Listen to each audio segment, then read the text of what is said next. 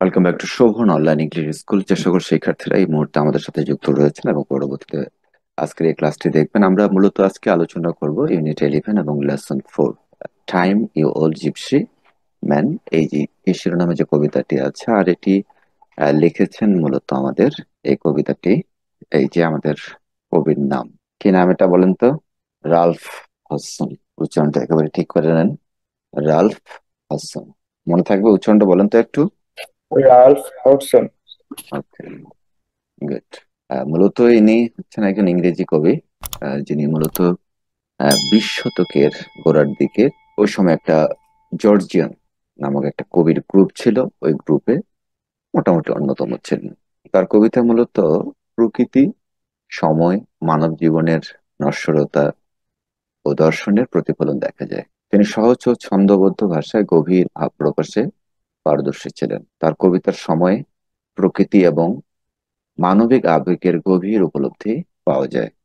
এই যে সময় শব্দটি বারবার আসছে, সে সময়কে নিয়ে কিন্তু এই জায়গায় ভালো আলোচনা করেছেন। আমরা যে কবিতাটি আজকে পড়ছি, time you old gypsy man, সবচেয়ে জনপ্রিয় কবিতাগুলোর মধ্যে একটি। এখানে মূলত সময়কে এক যাযাবর মানুষ রূপে কল্পনা করেছেন কবি। সময় সম্পর্কে অনিবার্য যে অগ্রগমন বা সামনের দিকে এগিয়ে যাওয়া, এই নিয়ে প্রশ্ন তুলেছেন। এটাই আমরা ছোট্ট করে একটু ধারণাটা নিয়ে নিলাম, এবং পরবর্তীতে উনি কিন্তু যুক্তরাষ্ট্রে চলে যান এবং বাকি জীবন সেখানে কাটান।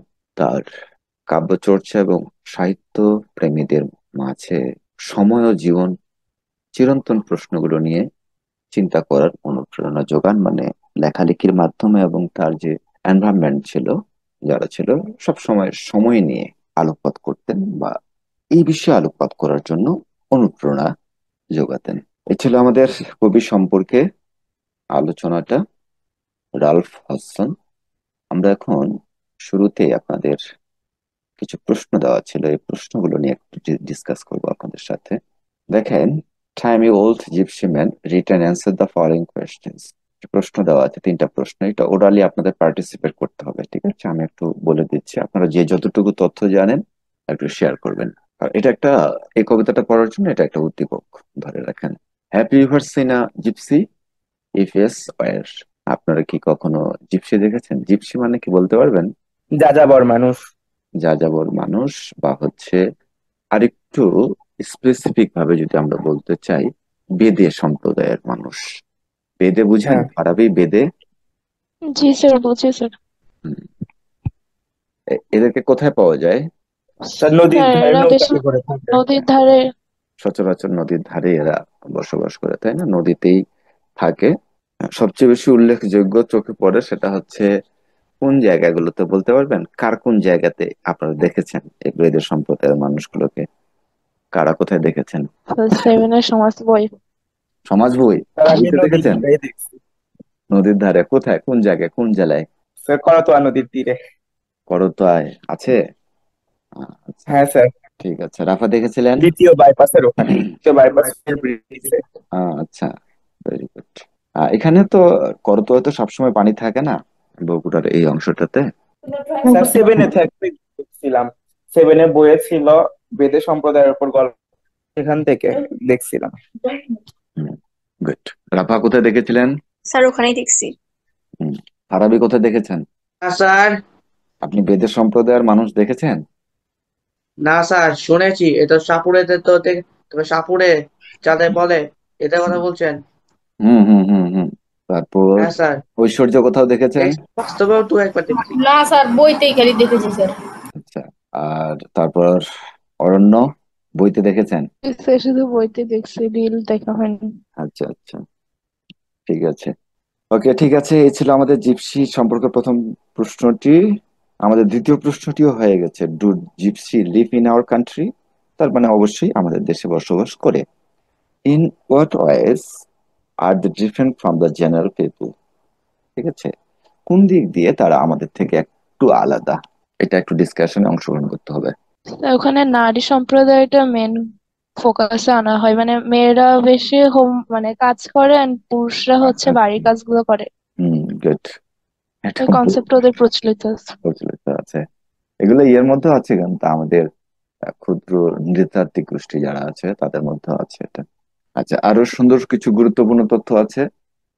আমরা হচ্ছে পরও এগুলো জেনে রাখেন, আপনাদের কাজে লাগবে। যেমন আমরা যেমন লোকালয়ে বসতি গড়ে তুলি, ওরা কিন্তু করে না। তাদের নিজস্ব কোনো সম্পত্তি নেই, তারা ভ্রাম্যমাণ অবস্থায় নৌকায় বসবাস করে। খুব গুরুত্বপূর্ণ, তারা কিন্তু কোনো জমির নেই যেহেতু, তাহলে মালিক হওয়ার তো কোনো প্রশ্নই আসে না। তাদের ছেলেমেয়েরাও ওভাবে থাকে, শিক্ষার সাথে কানেক্টেড থাকে না যেহেতু তারা ভ্রাম্যমাণ থাকে। ঠিক আছে, শিক্ষা এডুকেশন গ্রহণ করে না। সাম্প্রতিক সময়ে কিছু কিছু সচেতনতা বৃদ্ধি পেয়েছে, তার একটু লেখাপড়ার সাথে সম্পর্কিত, একটু, সর্বোচ্চ হয়তো ক্লাস 5 পর্যন্ত এরকম। ওকে, এতগুলো কথা কেন জিপসি নিয়ে বলা হচ্ছে? কারণ সময় এবং জিপসির সাথে একটা সুন্দর খেলা রয়েছে আমাদের এই কবিতাটিতে। বুঝতে পেরেছেন? খুব সুন্দর। আমরা সেই বিষয়টি এখন চলেন বিস্তারিত ভাবে জেনে নেই। প্রথমে যে বিষয়টি বলা হচ্ছে, টাইম, ওল্ড জিপসি ম্যান। এখানে সময়টাকে বলছে, সময়, তুমি প্রাচীন যাযাবর মানুষ বা বেদে মানুষ। Will you not stay? একটুখানি থামবে না তুমি? তুমি কি একটু থামবে? Put up your caravan. Caravan শব্দটির অর্থ হচ্ছে বসবাস করার যে অঞ্চলগুলো বা ভ্রাম্যমান বিষয়গুলো। বুঝতে পারছেন? শব্দগুলো কিন্তু মনে রাখতে হবে। আর আমরা জেনারেলি যদি ধরি তাহলে গাড়ির বহর বলা হয়। ঠিক আছে, তারা যে ওই যে নৌকার পর নৌকা একটা সারি হয়ে চলে যায় নদীতে, সেটাকে বলা হচ্ছে ক্যারাভ্যান। ক্লিয়ার হচ্ছেন তো? এরপরে বলছে, জাস্ট ফর আ ডে, মাত্র একদিনের জন্য। তাহলে এই প্রথম বেড়াতে এসে কবি যে বিষয়টি বলছেন যে কম্পেয়ার, মানে প্রশ্ন করেনি, সরাসরি কম্পেয়ারই করে ফেলছে, তুলনা করে ফেলছে। সময় তুমি যা ওল্ড যাযাবর মানুষ, ঠিক আছে, একটুখানি থামবে কি? আর তোমার ঘর বাড়ি দাঁড় করাও বা তোমার ক্যারাভেন দাঁড় করাও, জাস্ট ফর আ ডে, একটা দিনের জন্য। মূলত কবি সময়কে একজন প্রাচীন যাযাবর হিসাবে কল্পনা করেছেন, যে সময় চলমান, সময় কিন্তু কখনো থেমে থাকে না। কবিতাকে অনুরোধ করেছেন, একদিনের জন্য থেমে যাও। তুমি সময়ের স্থিরতা চাচ্ছিলেন মূলত, যেন সবকিছু সময়ের জন্য থেমে থাকে এবং শান্তিতে থাকে, এরকম একটি চিন্তা থেকে কবি শুরু করেছেন আমাদের আজকের পঠিত যে কবিতাটি রয়েছে সেটা। এর পরবর্তীতে বলা হচ্ছে, all things I will give you. আমি তোমাকে সবকিছু দেব। Will you be my guest? তুমি কি আমার অতিথি হবে? Bells for your jennet. Jennet হচ্ছে ঘোড়া। মূলত জিনেট আমরা তো এমনি সরাসরি জানি হর্স, তাই না? হর্স হচ্ছে ঘোড়া। তো এখানে জিনেট কেন বলেছে? জিনেট শব্দটি ব্যবহার করা হয় মূলত স্পেন স্প্যানিশ শব্দ। ঠিক আছে, তো ক্ষুদ্র আকৃতির যে ঘোড়া রয়েছে সেইটাকেই বোঝানো হয়। বেলস ফর ইওর জিনেট, আমরা বলতে পারি যে তোমার টাটুর ঘোড়ার জন্য। অফ সিলভার দ্য বেস্ট, চমৎকার রূপার ঘন্টা দেব। তার মানে তাকে কিন্তু প্রলোভন দেখানো হচ্ছে যে তোমাকে এই এই জিনিসগুলো আমি দিব। কবি সময়কে থামানোর জন্য তাকে প্রলোভন দেখাচ্ছেন এবং তাকে অতিথি হিসেবে স্বাগত জানাচ্ছেন। তিনি সময়কে এই ক্ষুদ্র আকৃতির ঘোড়া বিশেষ ওই ঘোড়ার জন্য যে রূপার ঘন্টা উপহার দিতে চান। এখানে কবি সময়কে সম্মান জানিয়েছেন, মানে এগুলো কিন্তু এক প্রকার গিফট বা পুরস্কার বা প্রেজেন্ট হয়। তো সেই জিনিসগুলো উনি দিতে যাচ্ছেন, এগুলো কিছু প্রস্তাব রেখেছেন যেন সময় থেমে যায়। এরপরে বলছেন, গোল্ড স্মিথস। গোল্ড স্মিথস মানে কি? গোল্ড স্মিথ বলেন। কামার। সোনা তৈরি করে। হ্যাঁ, সোনা তৈরি করে। কামার তো হচ্ছে একটু আলাদা হয়ে গেল, হ্যাঁ। স্বর্ণকার। হ্যাঁ, স্বর্ণকার। Goldsmiths shall beat you. স্বর্ণকার তোমার জন্য, এখানে বিট মানে আঘাত করা নয়, গড়বে। আর গ্রেট গোল্ডেন রিং, একটা বিশাল সোনার আংটি। Peacocks shall bow to you। ময়ূর তোমাকে নমস্কার করবে। দ্যাট মিনস বো মানে হচ্ছে কুর্নিশ জানানো, মাথা নিচু করে অভিবাদন জানানো। বুঝতেছে? সময় তুমি যদি থেমে যাও তাহলে এই এই কাজগুলো হবে। লিটল বয় সিংস, ছোট্ট ছেলেরা গাইবে। তাহলে এখানে সবাইকে গান গাওয়ার কিন্তু কথা কিন্তু বলেনি, তাহলে ছোট্ট ছেলে মেয়েদের গান গাওয়ার বিষয়টি কেন বলছে বলেন তো? একটু চিন্তা করেন, বলেন, কথা বের করেন। এনিওয়ান, একজন বললে হবে? স্যার, জি বলেন অরণ্য।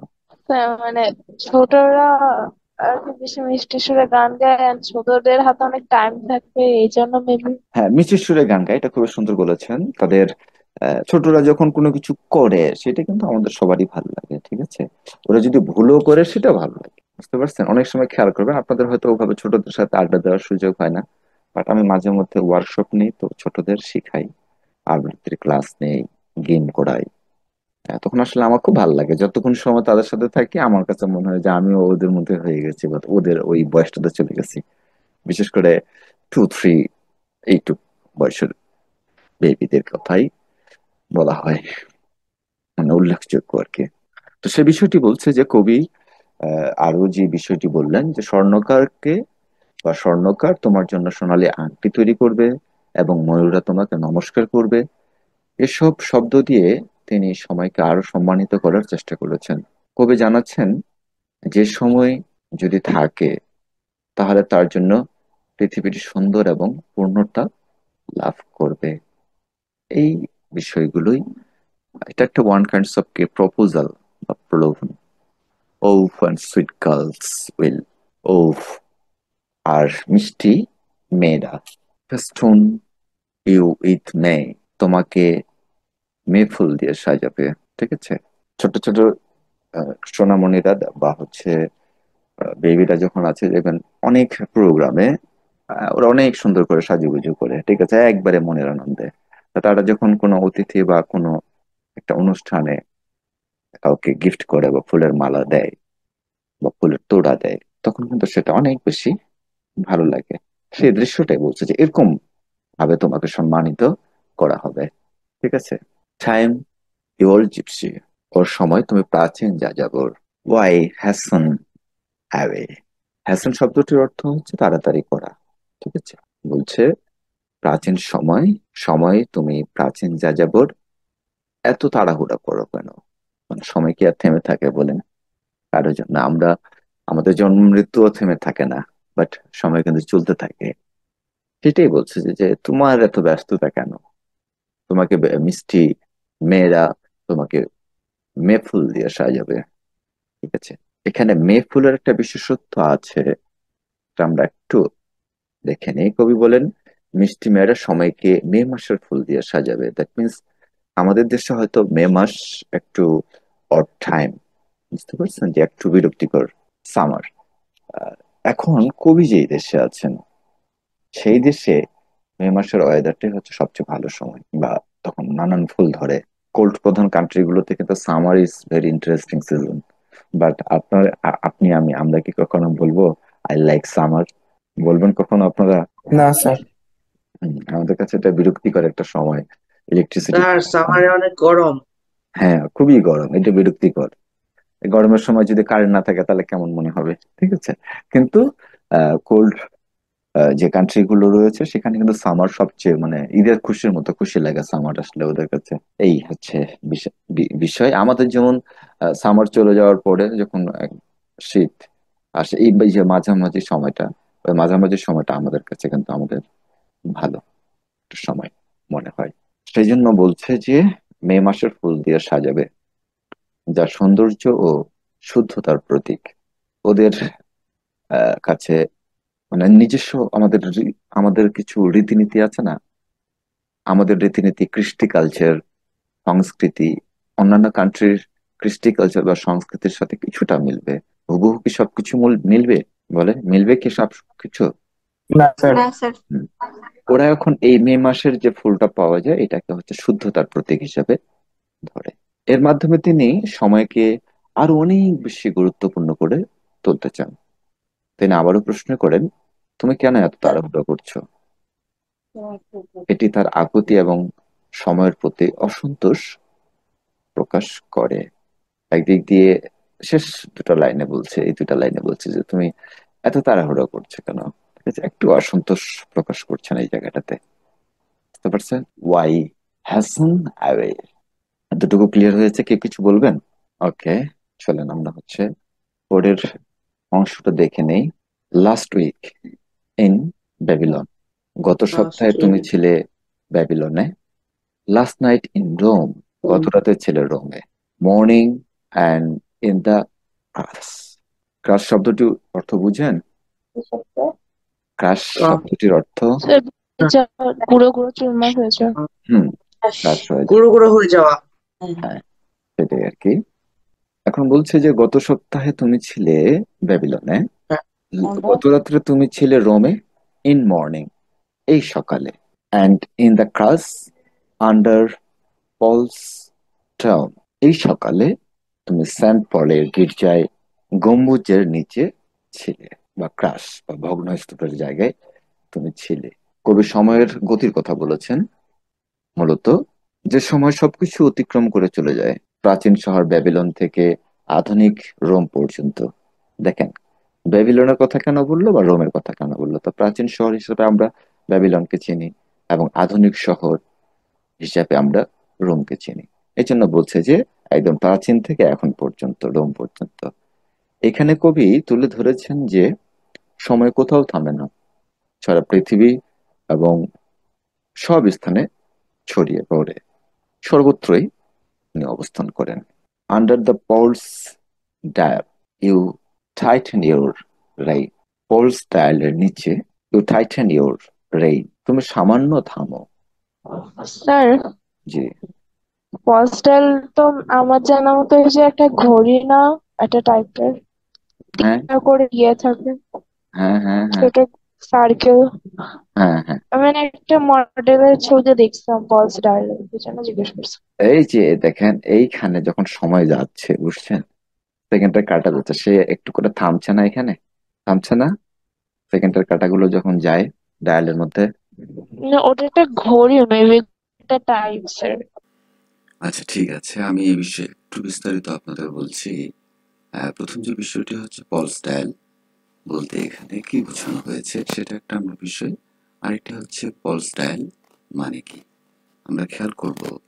পলস ডায়াল বলতে এখানে বোঝানো হয়েছে সেন্ট পলস ক্যাথাড্রাল এ থাকা একটি বিশাল ঘড়ি বা ঘড়ির ডায়াল। ডায়াল সমান সমান আমরা এখানে বলতে পারি ঘড়ির মুখ। আমরা যদি আরেকটু বিস্তারিত জেনে নিই তাহলে আপনাদের কাছে বুঝতে পারাটা খুব সহজ হয়ে যাবে। সেন্ট পলস ক্যাথাড্রাল লন্ডনের একটি বিখ্যাত গির্জা। সেখানে একটি বড় ঘড়ি আছে যা সময়ের প্রতীক। ডায়াল মানে হলো ঘড়ির সময় দেখার যে অংশটুকু যেখানে কাঁটা ঘোরে, তাই পলস ডায়াল মানে হলো সেই ঘড়ির কাঁটা যা সময় পার হওয়ার বা সময় মাপার প্রতীক।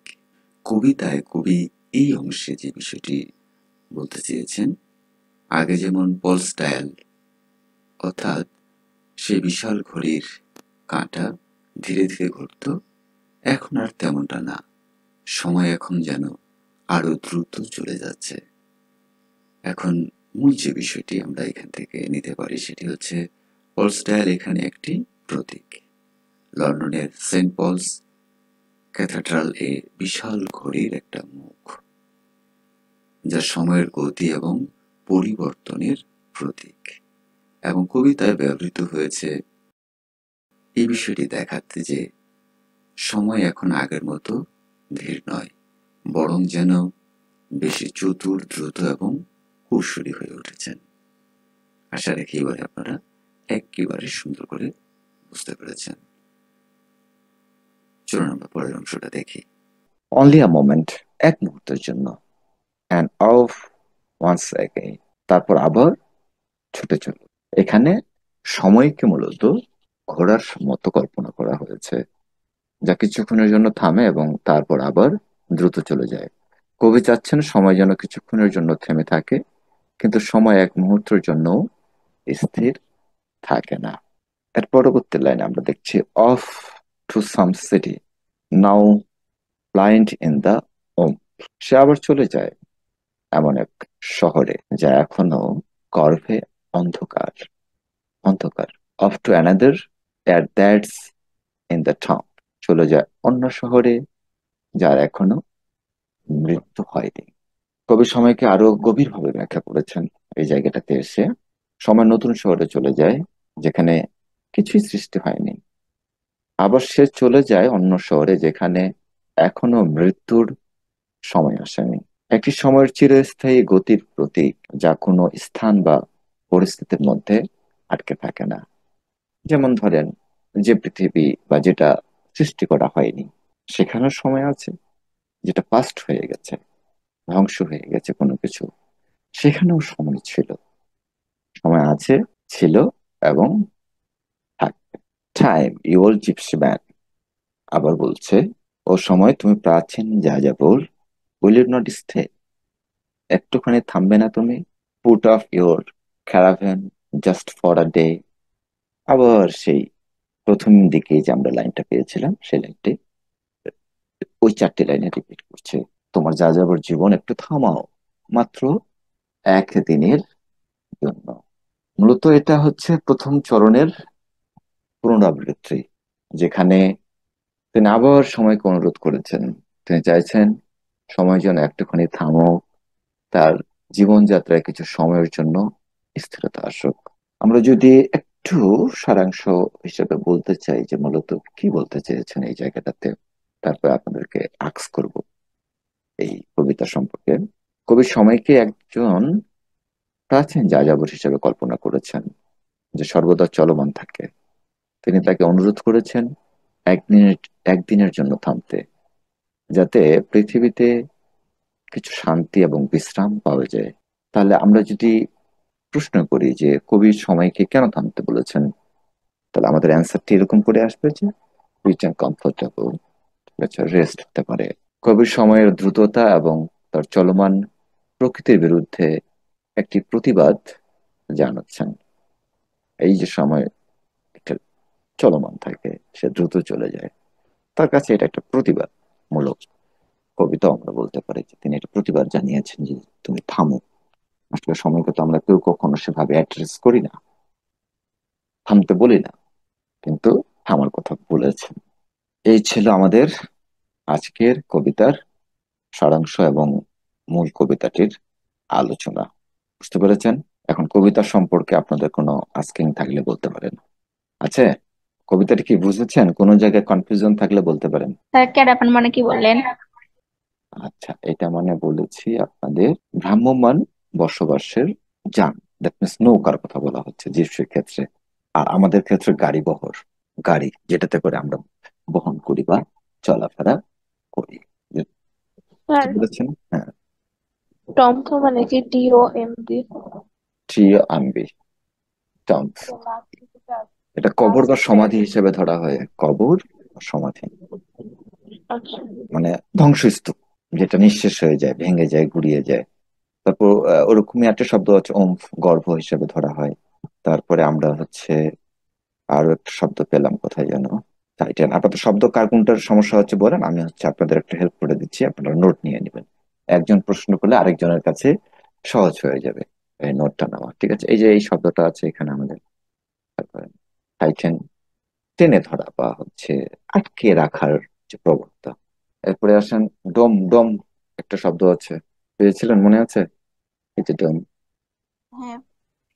এটা হচ্ছে গম্বুজ।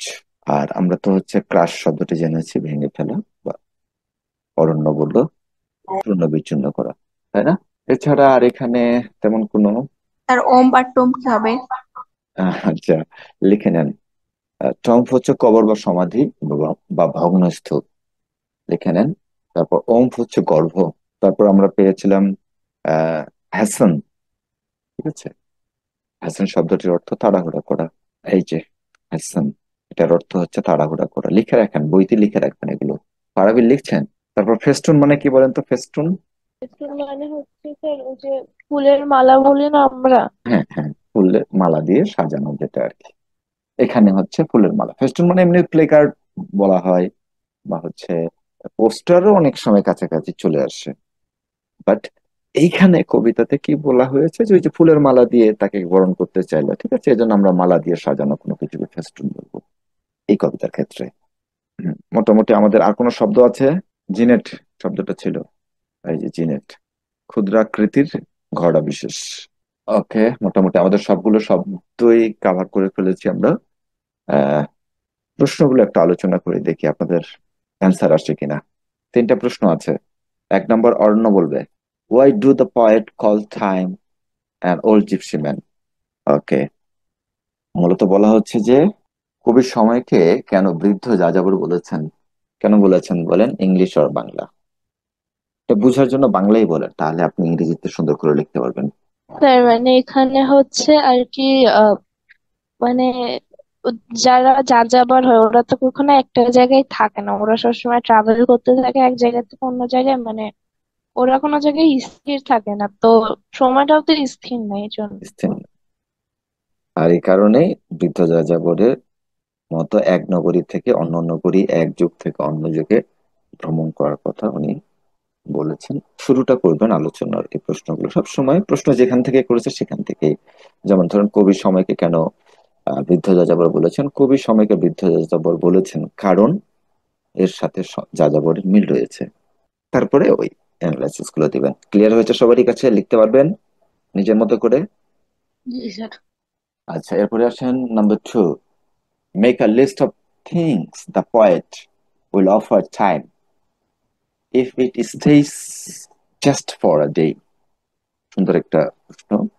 একমাত্র একটা দিনের জন্য যদি থাকে বা স্টে করে, কবি সময়কে প্রস্তাব দেবেন তার যে জিনিসগুলোর তালিকা তৈরি করুন। দ্যাট মিনস কবি সময়কে যে যে প্রস্তাবগুলো দিচ্ছেন যে তুমি যদি একদিন একটা দিনের জন্য শুধু থামো, তাহলে তোমাকে আমি কি কি দেবো। আপনাদের কাছে কি কি মনে আছে বলেন তো, সবাই একটা একটা করে বলেন কি কি জিনিসগুলো দিতে চেয়েছে। Golden ring. Golden ring, very good. আর জেনেট। জেনেট, ঠিক আছে, ভেরি গুড। অন্যরা বলেন না, ঐশ্বর্য বলেন, ফারাবি একবারে কথা বলছে না। ময়ূরের সম্মান। ময়ূরের পিকক্স, আমরা কি বলতে পারি এটাকে? পিকক্স বউ, ময়ূরের অভিবাদন। ফারাবি বলেন ফেস্টুন। তো। জি জি। ফেস্টুন। হ্যাঁ, ফেস্টুন। কিসের ফেস্টুন দিতে চেয়েছিল? স্যার মে মাসের। কবিতাটা দেখে নি আমরা। হ্যাঁ, ফেস্টুন অফ মেই, মে মাসের ফুলের ফেস্টুন দিতে চেয়েছিল, মালা দিতে চেয়েছিল। তারপর আর কি? তাসিন? গেস্ট করতে চাইছিল। গেস্ট করতে চেয়েছিল। না, গেস্ট করার জন্যই তো এতগুলো প্রস্তাব দিছে, এই প্রস্তাবগুলো খালি বলতে হবে, গেস্টরা আসবে না এখানে। ঠিক আছে, আপনারা কি বই নিয়ে বসেননি? স্যার বই আছে। হুম, গোষ্ঠী। হ্যাঁ তাহলে স্যার, বই রয়েছে। হ্যাঁ, ফেস্টুন অফ সুইট গার্লস ছিল। লিটল বয়েজ সিঙ্গিং, মনে আছে? ছোট্ট বালকের গান, জি স্যার। সুমিষ্ট সং, এগুলো দিতে চেয়েছিল। Last number, what else can you offer time if it stays for a day? বলছে যে যদি সময় একদিনের জন্য থামে, তুমি সময়কে আর কি দেবে? কাকে বলছে বলেন তো? ইউ। রিডারকে। হ্যাঁ, রিডারকে বলছে। আপনাকে বলছে যে আপনি কি কি দিবেন যদি সময় যে একদিনের জন্য থাকে। কল্পনা করেন কে কি দিতে চান, বলেন দুই একটা করে। স্যার কবি তো নিরবতা। সবকিছু দিয়ে দিল। কবি সবকিছু দিয়ে দিলে আর কিছু নাই? চন্দ্র সূর্য গ্রহ তারা দিয়ে দেন, আপনি ওগুলো তো দিতে পারেন। একটা সুন্দর মুন দিতে পারেন, মুনলিট নাইট দিতে পারেন, যে তোমাকে একটা সুন্দর জ্যোৎস্না খচিত রাত দিব, এরকম হতে পারে। নাকি অমাবস্যা দিবেন? আর কি কি দেওয়া যায় বলেন? নীরবতা। নীরবতা দিবেন? ও তো নীরবতা পছন্দ করবে, তাই আর ভালো কিছু দিতে হবে তো। এটা তো খাবারই রয়েছে। ভালোবাসা দিয়ে দেবো, মায়ের মতো যে ভালোবাসা, এরকম মাকে যেমন ভালোবাসে সেরকম। স্যার মায়ের, স্যার হ্যাঁ, ভালোবাসা দিয়ে। ওকে, ঠিক আছে, এটাও একটা হতে পারে। ঠিক আছে, জাস্ট এরকম এগুলো প্রশ্ন কেন দেয় জানেন? একজন শিক্ষার্থীর এই প্রশ্নগুলো কিন্তু পরীক্ষায় আসা উচিত, এই প্রশ্নটাই আসা উচিত এমন ভাবে যে প্রত্যেকের অ্যান্সার হবে আলাদা। প্রত্যেকটা শিক্ষার্থী তাদের হচ্ছে নিজস্ব সক্রিয়তা দিয়ে মানে এই প্রশ্নগুলো অ্যান্সার করবে। আমি হলে এই প্রশ্নটা আগে দিতাম, এবং সবসময় এরকম প্রশ্নগুলোই দেওয়া উচিত পরীক্ষায়। খুব কঠিনও হবে না, খুব সহজও না, সেজন্য চিন্তা করে কিছু লিখতে পারে। জাস্ট হয়তো মেক আ লিস্ট অফ 5, ঠিক আছে। আর আমরা যখন বলছিলাম যে জ্যোৎস্না রাত, জ্যোৎস্না খচিত রাত, তখন মনে হয় আপনি শুনেননি। শুনলে আপনার চিন্তায় চলে আসতো যে কি কি দেওয়া যাবে। সমুদ্রের ঢেউ দিতে পারি আমরা তাকে, খুবই সুন্দর বিশালতা, একটা নির্দিষ্ট সময় পর পর আসতেই থাকে, আসতে থাকে, অফুরান, শেষ হয়ে যায় না কখনো। ঠিক আছে, আমরা আজকের আলোচনাটা এখানেই শেষ করব। ওকে, যারা আমাদের শিক্ষার্থীরা যারা আমাদের সাথে যুক্ত ছিলেন, নিশ্চয়ই আশা রাখি আপনি বুঝতে পেরেছেন, এবং যারা পরবর্তীতে আমাদের ইউটিউব থেকে কন্টেন্টটি দেখবেন, যেহেতু আমাদের শিক্ষার্থীদের জন্য এটা আপলোড করতেই হয়। আপনারাও যারা দেখবেন, আশা রাখি আপনারাও উপকৃত হতে পারবেন। ভালো লাগলে অবশ্যই সাথেই থাকবেন। Thanks for watching. আল্লাহ হাফেজ।